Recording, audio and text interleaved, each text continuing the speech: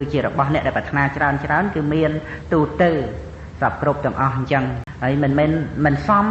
នឹងសម្លៀកបំពាក់របស់អ្នកបួសជាតបោះជាអីសីអីទៀតសម្លៀកបំពាក់អញ្ចឹងដល់អញ្ចឹងទៅឃើញថារបស់នឹងវាជាទោសច្រើនប្រការសំបីដែលនៅថ្មីហ្នឹងក៏ទៅលំបាកស្វែងរកវាមិនមែនដូចណែ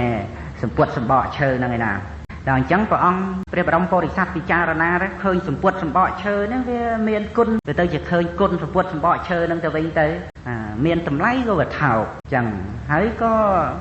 មានសេចក្តីខ្វល់ខ្វាយតិចក្នុងរឿងបោករឿងជួសជុលអីហ្នឹងវាមិនចាំបាច់រវល់ច្រើនទេពីព្រោះថាយើងងាយរកសម្បកឈើធម្មតាហើយយើងអាចធ្វើដោយខ្លួនឯងបានរបស់ទាំងអស់ហ្នឹងខូចទៅយើងធ្វើខ្លួនឯងបានមានចាំបាច់ទៅ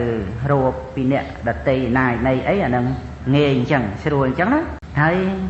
មិនចាំបាច់ខ្លាច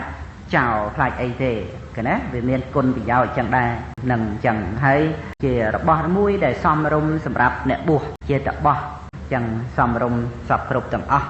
មិនលំបាកក្នុងការដែលយើងហួងហែងទុកដាក់រក្សាក្នុងការប្រើប្រាស់ហ្នឹងក៏ស្រួលទៀតចឹងលោកពិចារណាឃើញងាយធ្វើទៀតធ្វើដោយខ្លួនឯងក៏បានហើយសម្បកឈើក៏ស្រួលរកទៀតចារណាឃើញ